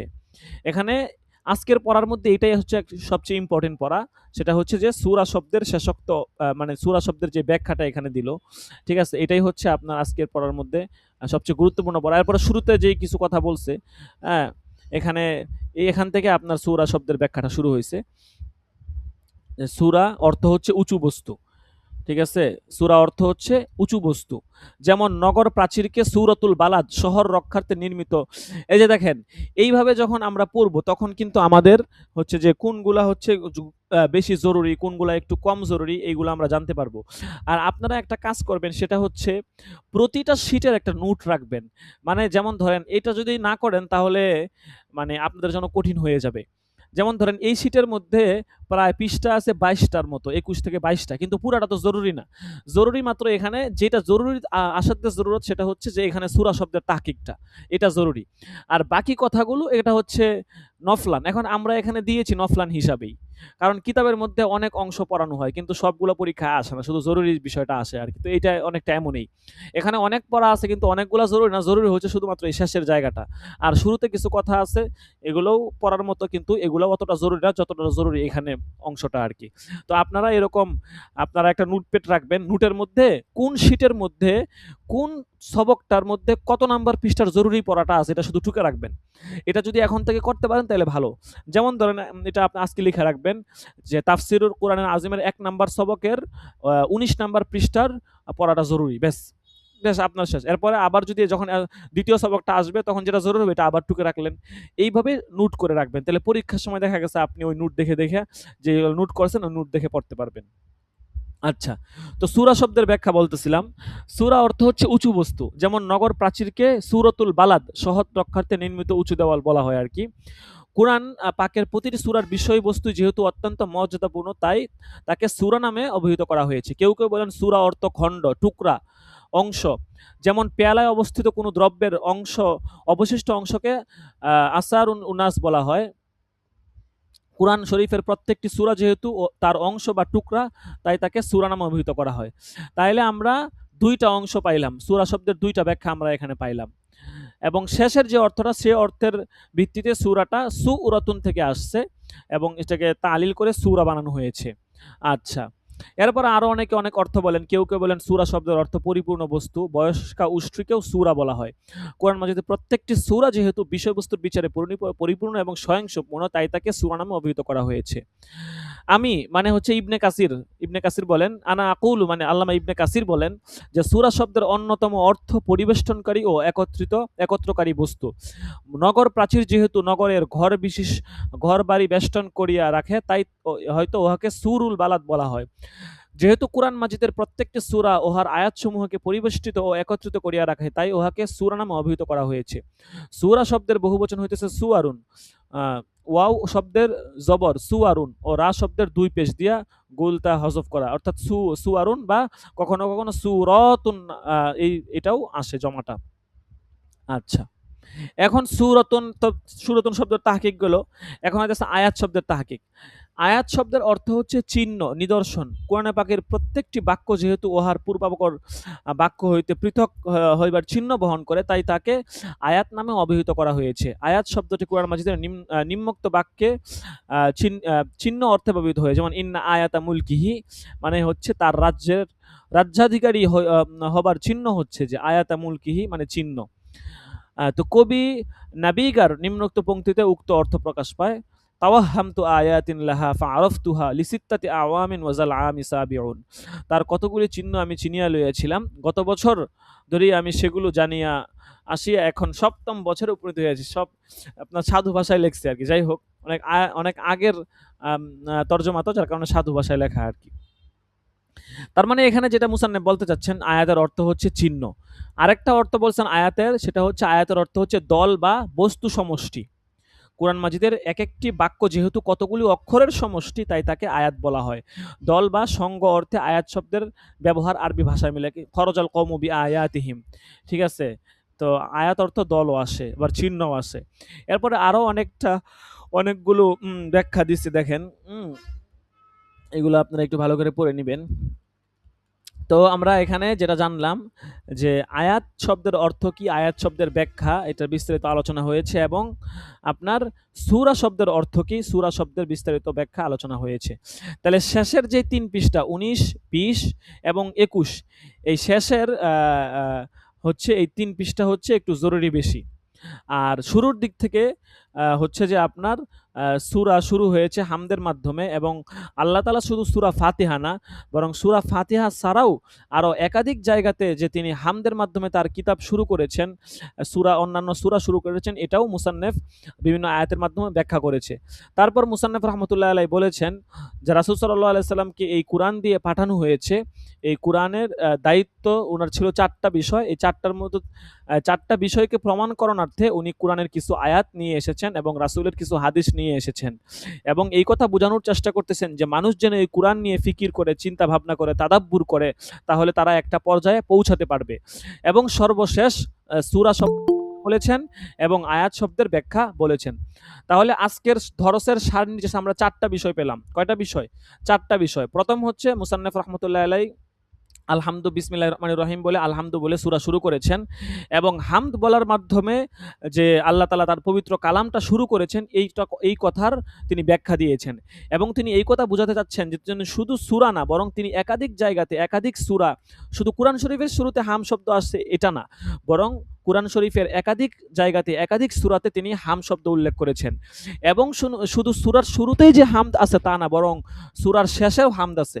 সূরা কাহাফের প্রথম আয়াতে হামদের কথা বলা হয়েছে, আবার সর্বশেষ একদম সূরা কাহাফ যখন শেষ হবে তখনও হামদের কথা বলা হয়েছে।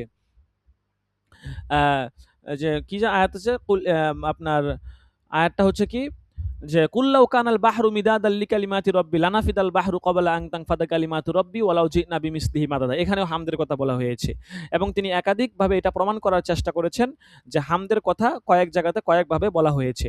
তো হামদের বিষয়টা 1 নাম্বার। 2 নাম্বার বিষয় হচ্ছে কোরআন নিয়ে যেন ফিকির করা হয়, মানুষ যেন কোরআন নিয়ে ভাবে, এটার সপক্ষে কিছু আয়াত এবং দলিল আনা হয়েছে এবং রাসূলের যেই 4টা কাজ ছিল সেই কাজের সপক্ষেও কিছু কিছু আয়াত এবং হাদিস নিয়ে আসা হয়েছে। 2 নাম্বার বিষয়।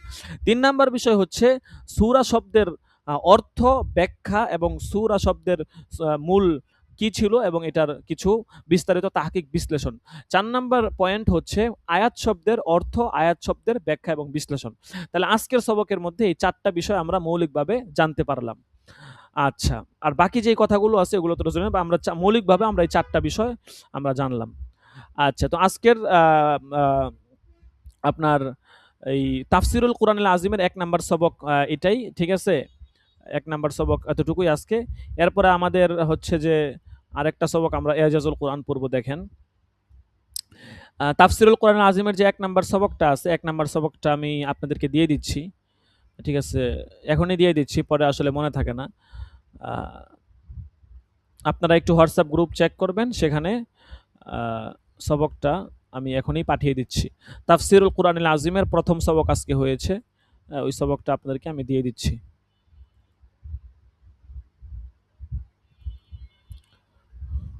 কোন দিন কোন সবক হবে এবং কি কি বিষয় হবে এইটাও আমাদের শীটের মধ্যে আছে, এটা ইনশাল্লাহ আপনাদেরকে দেখি ওইটাও দিয়ে দিব আপনাদেরকে।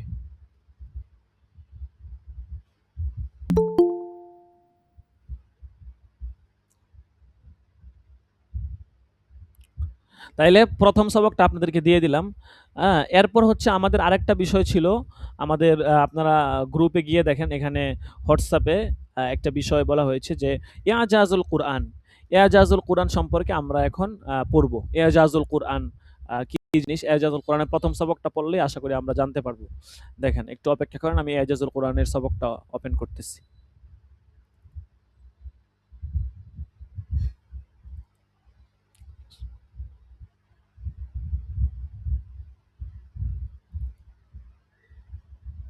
ইজাজুল কোরআন হচ্ছে ইস্তেদাদুত তাফসিরের অন্তর্গত বিষয়। আপনারা বিষয় কোডগুলো মনে রাখবেন, এটা খুব জরুরি বিষয়। বিষয় কোড কোনটা, কত নাম্বার বিষয় কোড এবং কোন বিষয়ের অধীনে, অন্যান্য কোনো বিষয়ের অধীনে তো কোনো বিষয় নাই, শুধু ইস্তেদাদুত তাফসিরের অধীনে 10টা বিষয় আছে, এর মধ্যে থেকে একটা হচ্ছে ইজাজুল কোরআন।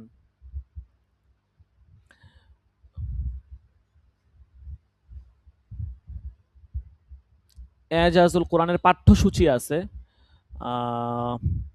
তারপর হচ্ছে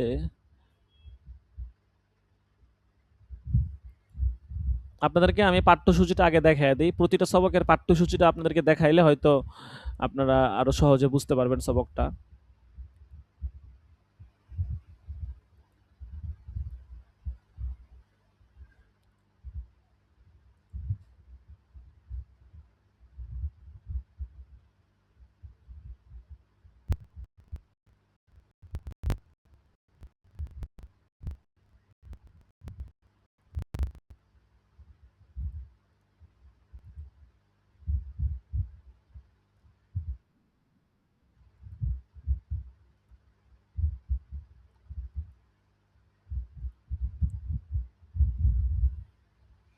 আল কোরআনের অলৌকিকত্ব।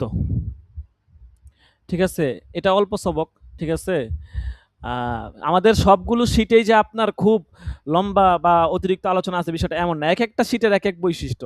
যেমন এজাজুল কোরআন এটা যখন আপনি পড়বেন ভালোই লাগবে আপনার কাছে। পড়তেই মন চাইবে এরকম। আল ইসরাঈলিয়াতুল মুযআত এটা যখন পড়বেন দেখবেন যে আপনার মানে পড়তে ভালোই লাগবে এরকম।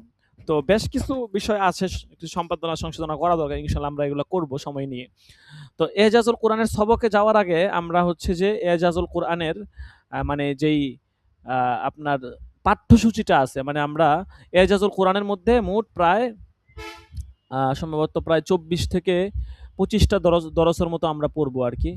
তো আমরা আগে একটু পাঠ্যসূচিটা দেখি, ঠিক আছে? পাঠ্যসূচিটা দেখলে অনেক সময় মানে এজাজুল কোরআনের মধ্যে কি কি সবক আসবে এটা কিন্তু স্পষ্ট হয়ে যাবে, ঠিক আছে? এই জন্য পাঠ্যসূচিটা আমরা একটু দেখি, একটু কষ্ট করে অপেক্ষা করবেন, পাঠ্যসূচিটা ওপেন করতেছি।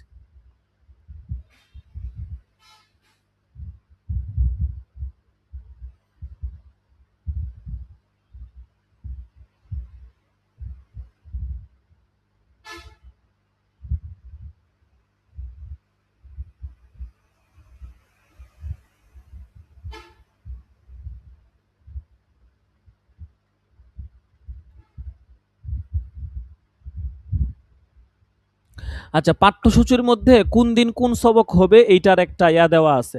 আচ্ছা, আপনাদেরকে একটু দেখাই, আপনাদের দেখাইলে মনে হয় আপনারা বুঝতে পারবেন সবকের ইয়াটা।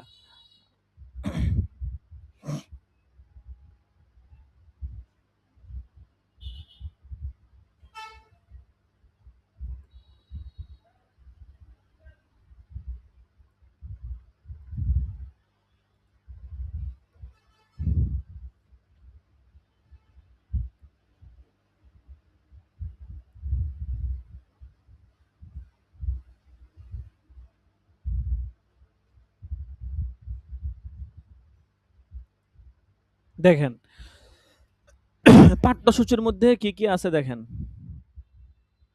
প্রথম দিনের সবক মানে আজকের সবকে আমরা প্রথম দিনের সবকে আজকের সবকে আমরা পড়বো আল কোরআনের অলৌকিকত্ব সম্পর্কে।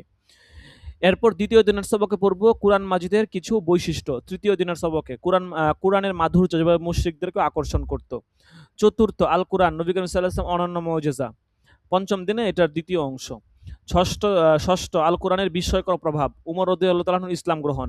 সপ্তম এজাজুল কোরআনের উপর বিশেষ দরস। অষ্টম সূরা কাহাফ ও ঘুমিয়ে থাকা গুহাবাসী। নবম কোরআনের ভবিষ্যৎবাণী কিয়ামত পর্যন্ত ইহুদিদের শাস্তির প্রতিশ্রুতি। দশম কোরআনের ভবিষ্যৎবাণী ইহুদি খ্রিস্টান বন্ধুত্ব ও জায়নিজম। ১১তম জুলকারনাইনের প্রাচীর ও ইয়াজুজ মাজুজ। ১২তম সূরা ইখলাসের বিস্ময়কর ব্যালেন্স।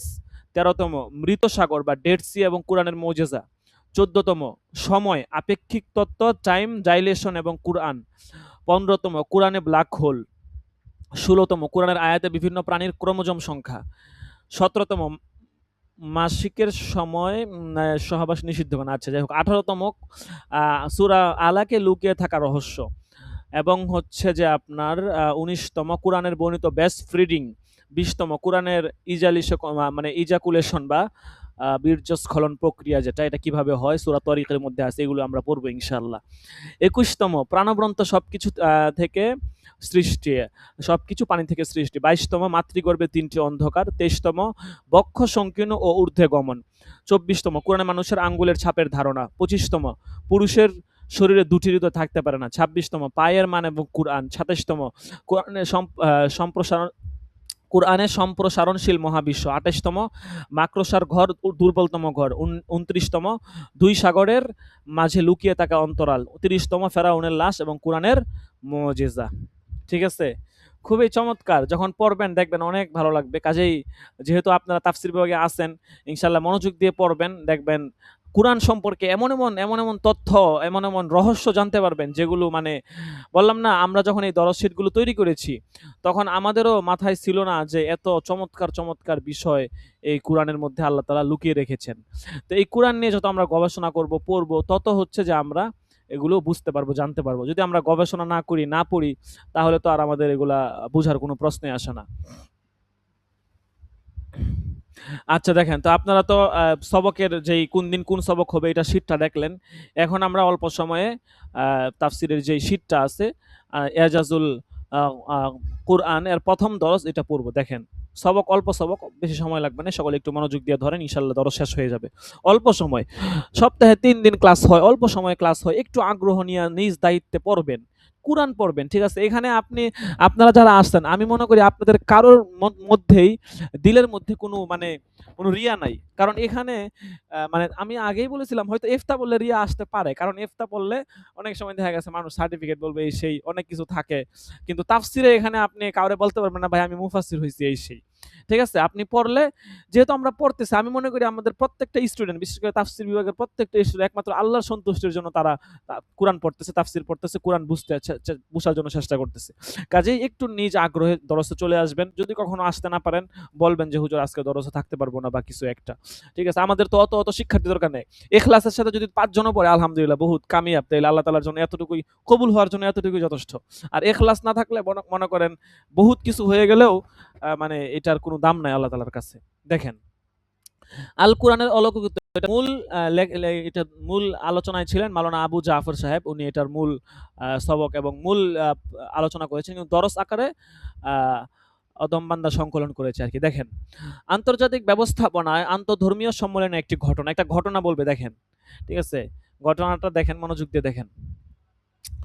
উদ্যোক্তারা সিদ্ধান্ত গ্রহণ করলেন সম্মেলনের সমাপ্তি টানা হবে প্রধান ধর্মসমূহের যে ধর্মগ্রন্থ তা থেকে পাঠ করার মধ্য দিয়ে।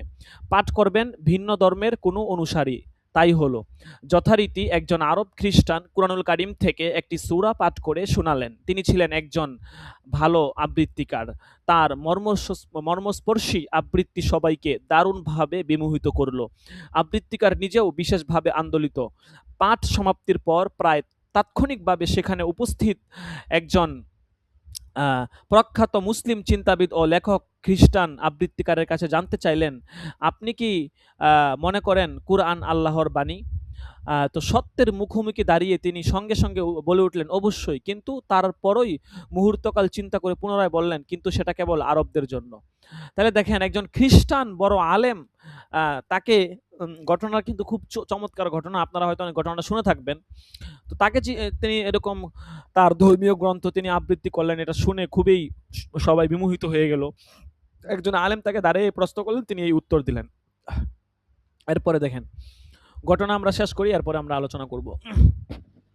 প্রকৃতপক্ষে কুরআন যে পয়গাম তা শুধু সারা বিশ্বের মানুষকে আকর্ষণ করে না, কুরআনের বাণী এতই মর্মস্পর্শী যা এমন সব মানুষকে আবির্ভূত করে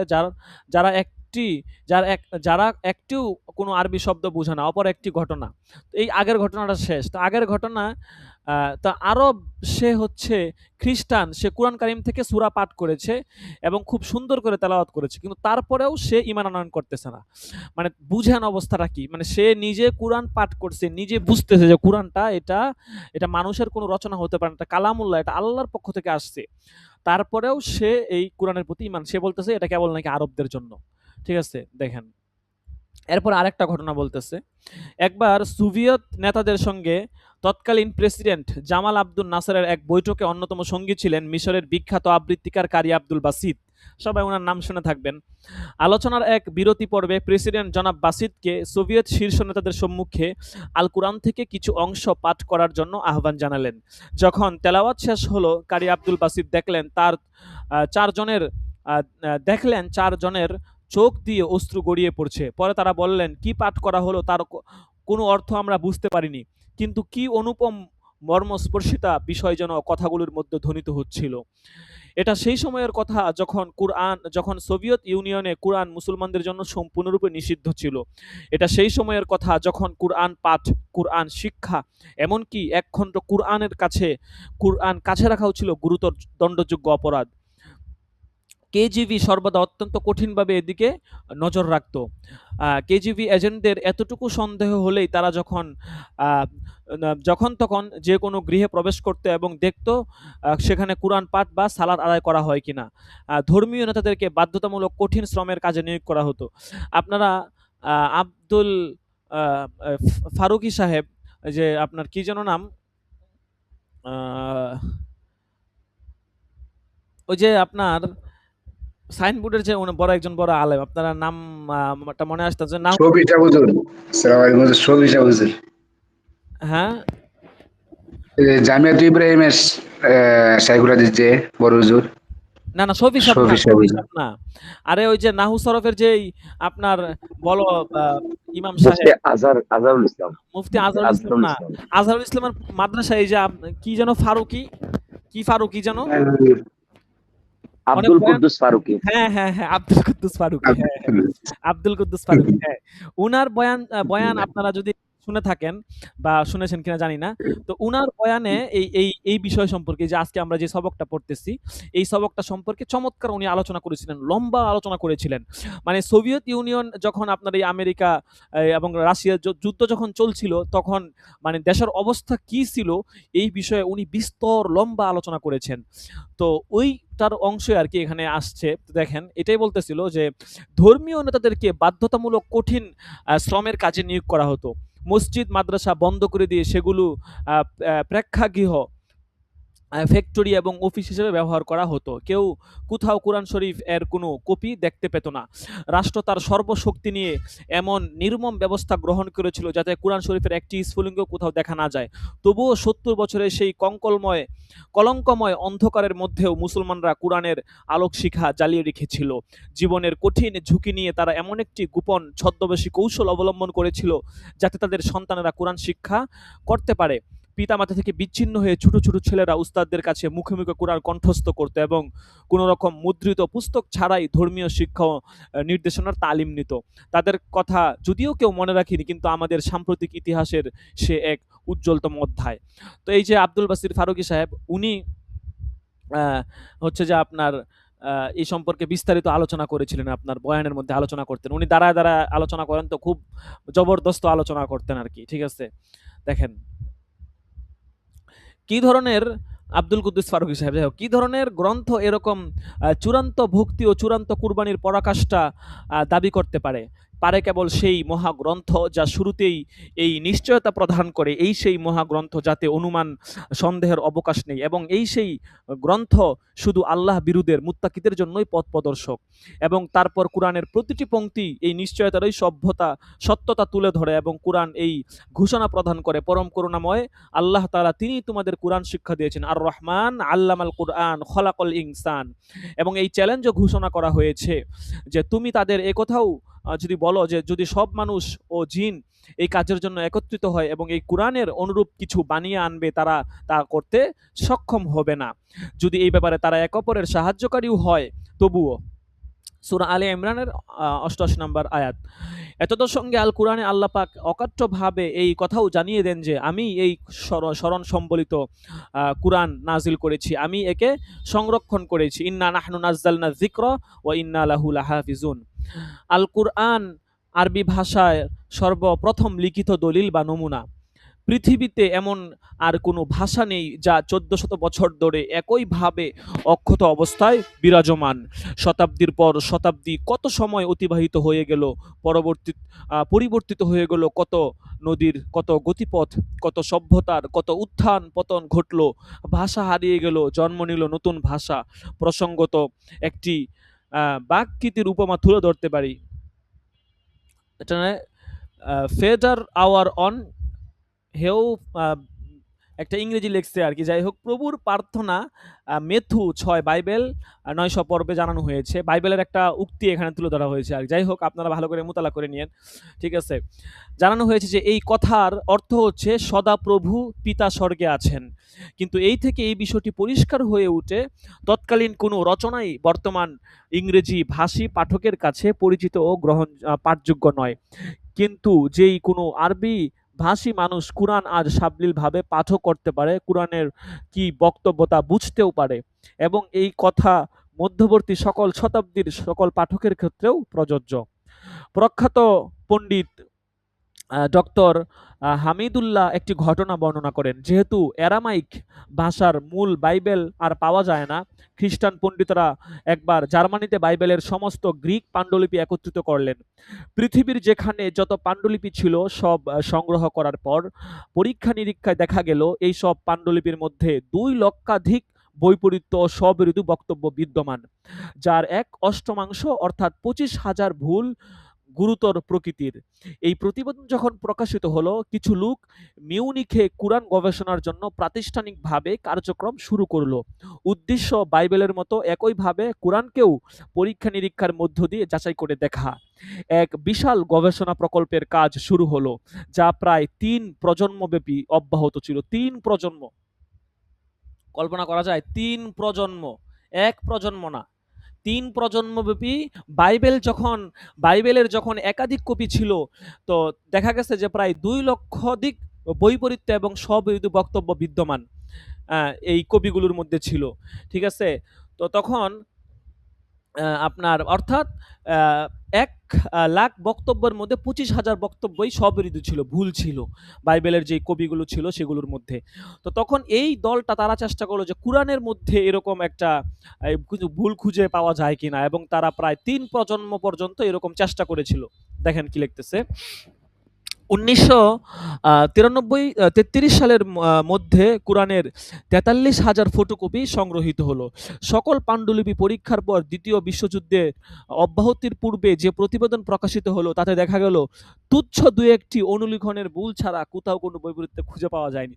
অনেক সময় এমন হয়, একটা নক্তার নাই, অনেক সময় খাড়া জবর দেয় নাই। মানে লিখার যেই ভুল, এই ভুল ছাড়া আর কোনো ভুল তারা খুঁজে পায়নি। আল কুরআন যে অলৌকিকভাবে সংরক্ষিত আছে তার প্রত্যক্ষ কারণ হলো কুরআনের প্রতি মুসলমানের এই প্রগাঢ় অনুরাগ ও ভক্তি ও সযত্ন মনোযোগ, এবং এই বিষয়টি রাসূলুল্লাহ সাল্লাল্লাহু আলাইহি ওয়াসাল্লাম কর্তৃক প্রদত্ত অনুপ্রেরণারও সুফল। একদা রাসূলুল্লাহ সাল্লাল্লাহু আলাইহি ওয়াসাল্লাম সাহাবীদেরকে বললেন, তোমাদের মধ্যে কে প্রতিদিন ভোরে গিয়ে বুথান অথবা আল আকিক, মদিনার সন্নিকটে অবস্থিত দুটি বাজার থেকে কোনরূপ অপরাধ ও সম্পর্কচ্ছেদ ছাড়াই দুটি বড় উটনী নিয়ে আসতে পছন্দ করে? তৎকালীন সময়ে উট ছিল খুবই মূল্যবান, আর উটটি ছিল আরও মূল্যবান, অনেকটা বর্তমান সময়ের ঝকঝকে নতুন একটি মোটর গাড়ির মতো। সাহাবীদের রাদিয়াল্লাহু আনহুম আগ্রহ দৃষ্টে রাসূলুল্লাহ সাল্লাল্লাহু আলাইহি ওয়াসাল্লামকে বললেন, আল কুরআন থেকে দুটি সূরা শিক্ষা দেওয়া অথবা পাঠ করা দুটি উটনী লাভ করা থেকেও উত্তম, এবং ৩টি সূরা ৩টি উটনী অপেক্ষাও উত্তম। মুসলিম শরীফের ১৩৩৬ নম্বর হাদিস। এজন্যই শতাব্দীর পর শতাব্দী এই মুসলিম উম্মাহ আল্লাহর কিতাবের প্রতি এমন অভাবনীয় অনুরাগ ও ভক্তি অব্যাহত রেখেছে। ছেলে মেয়েদের জীবনে প্রথম পাঠ শুরু হয় এই কুরআন শিক্ষার মধ্য দিয়ে, এবং কুরআন পাঠের মধ্য দিয়েই শুরু হয় মুসলমানের প্রতিদিনের জীবনযাত্রা। আল কুরআন ৭টি অংশে বিভক্ত। এক-একটি অংশকে বলা হয় মানজিল। অতএব প্রতি সপ্তাহে সম্পূর্ণ কুরআন পাঠ করা সম্ভব। আবার এই কুরআন ৩০ পারায় বিভক্ত। সুতরাং প্রতি মাসেই কুরআন একবার পুরোপুরিভাবে পড়ে উঠা যায়। আল কুরআন হলো পৃথিবীর সর্বাধিক পঠিত এবং সর্বাধিক কণ্ঠস্থ একটি গ্রন্থ। বর্তমান সময়ে আমরা অবশ্য কিছুটা পরিবর্তন লক্ষ্য করি। উপনিবেশবাদী শিক্ষা ব্যবস্থা এবং টেলিভিশনের যৌথ ও যুগপৎ যে যন্ত্রণাদায়ক কশাঘাত, তাকে আমরা ধন্যবাদ জানাই। এই ২ কশাঘাতের অশুভ প্রভাবের শিকার হওয়ার ফলে লক্ষ লক্ষ মুসলিম ছেলেমেয়ের জীবনে কুরআন আজ তাদের শিক্ষা ও জীবন গঠনের সাথে সম্পৃক্ত নয়। আমরা দেখতে পাই যে বহু মুসলিম গৃহে কুরআন পাঠের ব্যবস্থা করা হয় কেবল কারো মৃত্যু ইত্যাদির ধরনের বিশেষ উপলক্ষকে কেন্দ্র করে। এতদ সত্ত্বেও পৃথিবীর অধিকাংশ দেশ ও সমাজ, অন্তত বিগত কলঙ্কিত সোভিয়েত ইউনিয়নের মতো, এমন তমাশাচ্ছন্ন হয়নি যে কুরআন পাঠ একটা বড় রকমের ঝুঁকির ব্যাপার। সত্যিই কি বদনসিব সেই ব্যক্তির যে আকণ্ঠ তৃষ্ণা নিয়ে মারা যাচ্ছে, অথচ তার হাতে রয়েছে নির্মল শান্তিদায়ক পানীয়। কি হতভাগা সেই ব্যক্তি যে ব্যাধিগ্রস্ত হয়ে মারা যাচ্ছে, অথচ তার নিজেরই হাতে ধরা আছে নিরাময়ের অব্যর্থ ঔষধ। অবশ্য আমরা কুরআন পাঠ করব, বুঝতে চেষ্টা করব এবং বাস্তব জীবনে তার ব্যবহারিক প্রয়োগেও সচেষ্ট হব।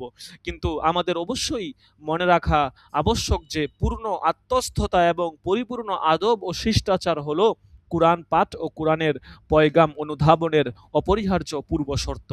আমাদের জীবনের প্রকৃত লক্ষ্য হবে আল কুরআনকে সঙ্গে নিয়ে বেঁচে থাকা, এবং সেটাই হবে প্রকৃত জীবন। অন্যথায় আমাদের জীবন হবে নিতান্তই বেঁচে থাকার ভান ও অভিনয় মাত্র।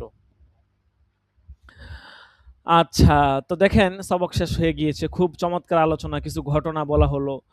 কুরআন আসলে কোরআনের অলৌকিক, যেহেতু আমরা কোরআনের অলৌকিক দিক নিয়ে পড়ব, কোরআন কত মাহাত্ম্য, কত গুরুত্বপূর্ণ, যেহেতু আমরা এগুলো জানবো, কাজেই আমরা এখানে তো আমরা মৌলিকভাবে পুরো কোরআনের একটা অলৌকিক সম্পর্কে জানলাম।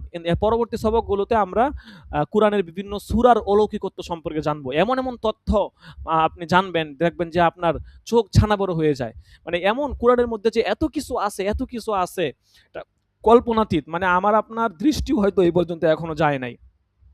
যখন এই সবকগুলো আমরা বানাই, তো কম বেশ মোটামুটি সব সবকে আমাদের পড়া হয়েছে। তো মানে মাঝে মধ্যে এমন তথ্য আমরা পাইছি, মানে আমরা পড়তে গেলে মানে চোখ দিয়ে পানি এসে পড়েছে, এত কোরআনের মধ্যে এত কিছু আছে। অথচ আমরা মুসলমানরা মানে কোরআন পড়বো তো দূরের কথা, মানে কোরআনটা তেলাওয়াতও করি না ঠিক মতো। মানে প্রতিদিন যে অল্প একটু তেলাওয়াত করবো, এটাও আমাদের দ্বারা হয় না। ঠিক আছে, জাস্ট মানে পড়ি, ব্যাস পড়তেছি, নাম কাওয়াজতে দেখা গেছে পড়া হয়, কিন্তু তেলাওয়াতটা যে একটু গুরুত্বের সাথে করা দরকার, ওই তেলাওয়াতটা পর্যন্ত আমরা করি না। এছাড়া কোরআন নিয়ে ফিকির করা, ভাবা, এটা তো বহুত দূর কি বাত, এটা তো বহুত দূরের বাত, দূরের বিষয়। কাজেই আমি আপনাদের প্রতি আবারও কৃতজ্ঞতা জ্ঞাপন করছি, যারাই আসছেন আশা করি খুবই কোরআনকে ভালোবেসে, কোরআনের প্রতি সম্মান রেখে আপনারা পড়ার জন্য আসছেন। এজন্য সকলেই আপনারা মনোযোগ সহকারে পড়বেন, কোরআন বুঝবেন, দেখবেন কোরআনের সাথে লেগে থাকবেন, কোরআনের পিছনে সময় দিবেন, কোরআন আঁকড়ে ধরে রাখবেন, দেখবেন জীবন সহজ। আল্লাহ তাআলা জীবন, এটার উসিলায় আল্লাহ তাআলা জীবন সহজ করে দিবে। যাই হোক, অনেক সুন্দর আলোচনা হলো, পড়া আমরা পড়লাম, অনেক সুন্দর সবক আমরা পেলাম। আপনাদেরকে শীটটা আমি দিয়ে দিব। তো আজকে সবক এ পর্যন্তই থাকবে। মোটামুটি আমাদের সবক কম বেশ 10:30 পৌনে 11টা 11টা এরকমই হবে। তো মোটামুটি অনেকক্ষণ আলোচনা হলো, ঠিক আছে। তো আহ, যাই হোক, আমরা হচ্ছে যে হাজিরা ডাকবো, হাজিরা ডাকার পরে ইনশাল্লাহ আপনারা দরস থেকে বিদায় নিতে পারবেন। আমরা চেষ্টা করব পুরো দরসে থাকার জন্য, এবং এই বছর আমাদের যেহেতু মেশকাত, দাওরা এবং অন্যান্য জামাতও আছে, মোটামুটি শিক্ষার্থী আছে কম বেশ, আল্লাহ তাআলা যতটুকু তৌফিক দিয়েছেন আমাদেরকে, আমরা পড়াচ্ছি। তো এই জন্য হাজিরা পুরস্কারটা আমরা নেওয়ার চেষ্টা করব, সকলের সামনে, বড় বড় আলেমদের সামনে, শিক্ষার্থীদের সামনে সারা বছর দরসে উপস্থিত থাকার একটা হাজিরার পুরস্কার নেওয়া, এটা কিন্তু অনেক বড় একটা বিষয়। ঠিক আছে, একটা বছর এরকমভাবে লেগে থাকা, এটা কঠিন বড় একটা বিষয়। গত বছর আমরা আমাদের সাধ্য অনুযায়ী পুরস্কার দেওয়ার চেষ্টা করেছি শিক্ষার্থীদেরকে। তো আগামী বছর ইনশাল্লাহ আমরা শিক্ষার্থীদেরকে আরও মানসম্মত, আরও ভালো পুরস্কার ইনশাল্লাহ আমরা দেওয়ার চেষ্টা করব ইনশাল্লাহ। আচ্ছা, তো হাজিরা রাখা হবে, আমরা হাজিরা দিয়ে দিব। মাইক্রোফোন অন করে আমরা হাজিরা দিব, তারপরে ইনশাল্লাহ আবার মিউট করে দিব।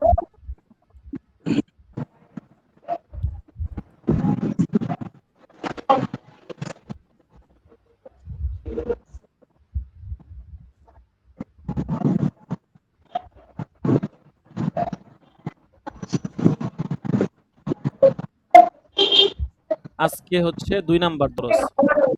খন্দকার আশরাফুল হক আছে? নেই। আল আমিন হুসাইন 2 নাম্বার দাখেলা।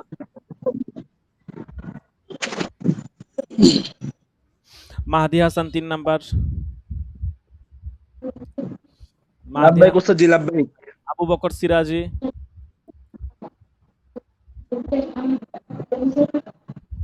আবু বকর সিরাজি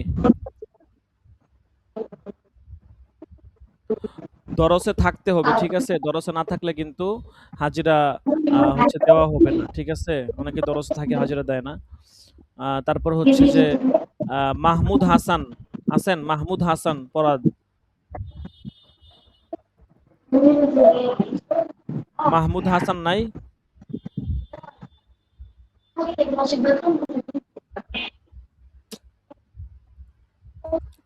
তারপর জাবের আহমদ আছে? জাবের আহমদ, জাবের আহমদ নাই? জি, মাহমুদ হাসান ফরহাদ আছে। আছে? তো লাব্বাইক দিবেন না? লাব্বাইক ওই দিবেন, ঠিক আছে। মাইক্রোফোনটা অন করার দরস মিস দিবেন না, মাইক্রোফোনটা ঠিক অন আছে। করার চেষ্টা ও করতেছিলাম। আচ্ছা আচ্ছা, ঠিক আছে, সমস্যা নাই। দরস মিস দিবেন না, প্রতিটা দরসে থাকবেন ইনশাআল্লাহ। জাবের আহমদ আছে? ইনশাআল্লাহ। জাবের আহমদ নাই। আচ্ছা, তারপর হচ্ছে আব্দুল নাফি রহমান। লাভবাহিক। জি, তারপর হচ্ছে উমর ফারুক। উমর ফারুক আছে? উমর ফারুক তো থাকার কথা আমার বুঝতে মনে হচ্ছে। মুস্তাকিম বিল্লাহ। লাব্বাইক। তারপরে আব্দুল বাসির ফারুকি নাই।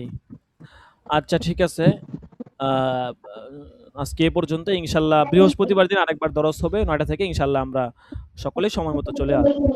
জাযাকুমুল্লাহ। আসসালামু আলাইকুম ওয়া রাহমাতুল্লাহি ওয়া বারাকাতুহু। ওয়ালাইকুম আসসালাম ওয়া রাহমাতুল্লাহ।